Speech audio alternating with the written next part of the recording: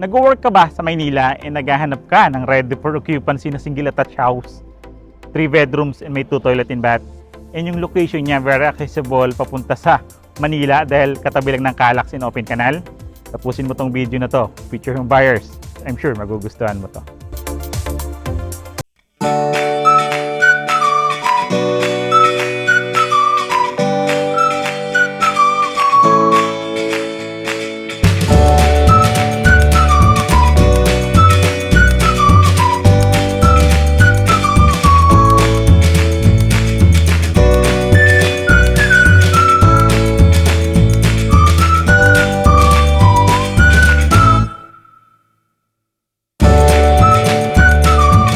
Salvador, of course, my wife si Julian Salvador. This 2024, kami pa rin po ang susi at tulay patungo sa pangarap niyong bahay.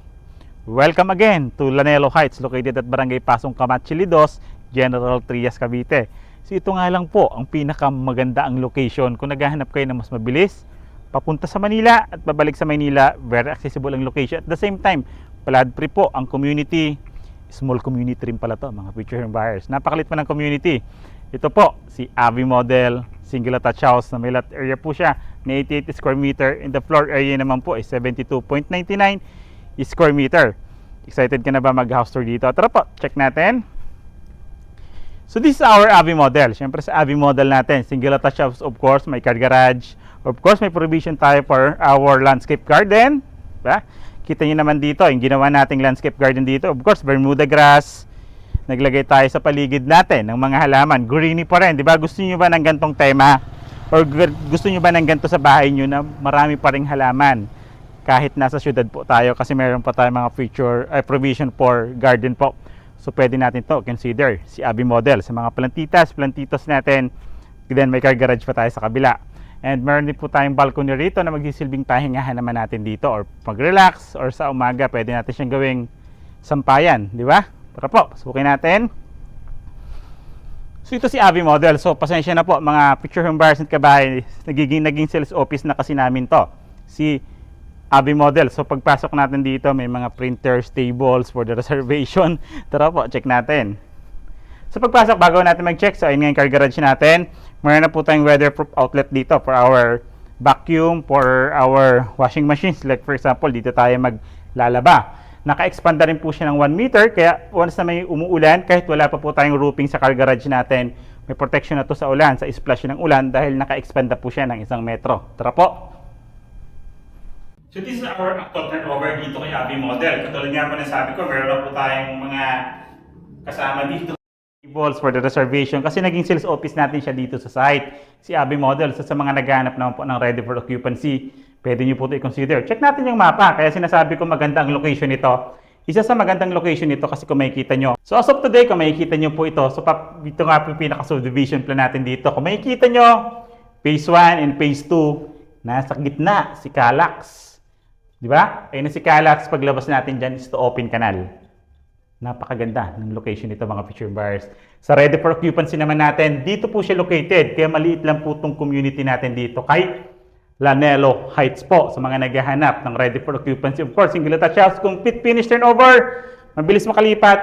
Dito po tayo kay Masayto or kay Lanelo Heights po. Ang ganda location nito kasi alam mo ba yung SM din po nito, SM General Trias Cavite is all napakalapit din po. Si SM General Trias Cavite po ang pinakamalaking SM dito sa General Trias Cavite. Of course, yung mga future establishments pa or future development na katabi ng SM General Trias Cavite. So this is our Avi Model. I'm sorry kasi marami na po tayong mga ano dito for the office. So ito yung actual turnover. Of course, naka 60 by 60 granite tiles. Complete turnover. Lapad, ang lawak sa mga naghahanap ng malaking floor area. Sukatin natin. Ayan po, yung lapad niya, yung pinakahaba niya po is 5.8 meters. Yung haba niya yan, simula dito hanggang doon sa kabila. Yung lapad niya naman simula dito, yan, yung lapad niya naman is 5.7 meters. Di ba ang lawak niya? Diyan pa lang po, pwede nyo nang sukatin yung mga bahay nyo o ngayon or yung mga appliances nyo ngayon or furnitures nyo. Kakasya ba dun sa binigay kong sukat? Di ba?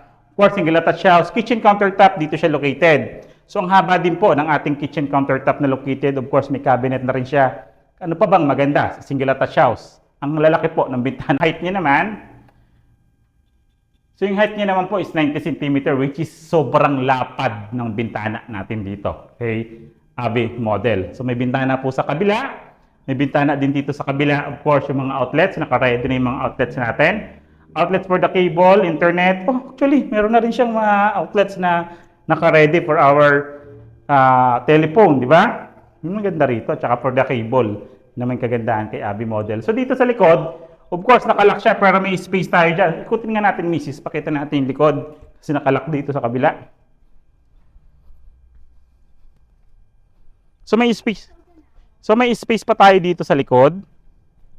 Ito po yan. So di ba, ang laki pa. Diyan ka lang tumayo, misis ha. Sukatin natin yan. 1, 2, 3, 4, 5, 6, 7, 8. So hanggang dito po sa firewall ng ating single attached house. Of course, 2 meters po setback natin na pwede pa natin feature expansion, di ba? Ang ganda. Then may weatherproof outlet din po tayo dito for our laundry area just in case maglalagay tayo ng labahan dito. Then air condition, so nakalagay dito yung condenser natin. Balik tayo sa loob.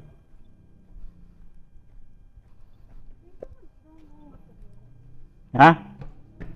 Okay. So ayan, nakabalik na tayo rito sa loob. So dito meron po tayong 2 toilet and bath. Isa sa taas, isa sa baba. Then 3 bedrooms din po tayo rito. 3 sa taas. Ito yung first toilet and bath natin.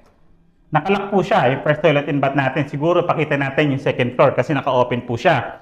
Dito po kung makikita nyo, sementado po yan. Ang lawak. Maglagay kang living area dyan. Kitchen area mo dito. Ang laki pa rin po ng bahay. Sobrang laki. Mas ma-appreciate nyo to sa personal once mag-site visit tayo. Of course, naglagay tayong cabinet for the storage ng mga cleaning materials natin sa ilalim. Tara, second floor. For the second floor, kung makikita nyo naman, isa sa magandang layout kasi hindi siya diretso. Pag akit natin ganyan, liliko pang isa. So, binil po yung flooring natin. Of course, meron siyang skiddy na stopper dito for our safety naman. Railings natin, of course, tubular and wooden. So, combination siya ng tubular and wooden po. Tara po. Okay po, second floor po tayo. Sa second floor natin, kung makikita nyo, meron tayong glass dyan na hindi siya na-open. So, for natural light lang po talaga yun. Like, first, nagay tayong chandelier dyan. Liwanag natin dito sa umaga. So, no need na ng mga ilaw tuwing umaga. Yung lapad po ng hagdanan natin dito is 1 metro po yan. Yung pinakalapad natin dito. Di ba? Malaki po. Sa second floor naman, ang turnover natin dito is vinyl din po. So, of course, dito po sa second floor, meron tayong 3 bedrooms and 1 toilet and bath. Yung 1 toilet and bath natin is for common toilet and bath. Of course, sa kabilang pintuan, may access sa master's bedroom. So, 2 po yung pintuan ng toilet natin dito. Unahin natin to. So, ito yung second toilet and bath natin dito. Ang lawak. Napakalawak ng toilet. Kung makikita nyo yung lapad niya. 1.4 meters. Yung haba niya is 2.1 meters. So, ang lapad niya, may outlet din po siya rito for our heater or hand dryer. May supply na tayong pagkukuhanan. Meron din po tayong sliding window rito na ventilation po. Of course, complete accessories din po siya. Nakatest din po yung flooring. Plastic PVC po ang ating pintuan. So, proceed tayo for master's bedroom. So, this is our master's bedroom. Sabi ko nga po, meron siyang access sa toilet. Ito yung master's bedroom natin. For the master's bedroom, yung sukat niya, 3 meters yung lapad. Yung haba niya po is 3.1 meters. So, ito naman po yung size niya. Sa bintana naman natin, kung makikita nyo, ang laki ng bintana, sobra. Ayan o.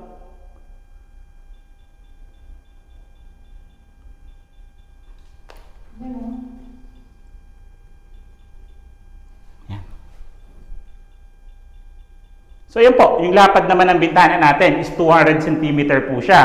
Yung taas niya naman po is 110 cm. So, ang ganda kasi bakit? Ventilated po siya. Sliding windows din po siya. Yan. So, parehas po ito sliding windows. Di ba po? So, malaki po yung pagkakabukas natin. Sobrang presko dito. And napakaaliwalas. Ito yung kagandahan naman pag malalaki po yung mga bintana natin. Ito yung nagagawa pag mga malalaki ang bintana. Of course, yung master's bedroom din po, yung may access sa ating balcony.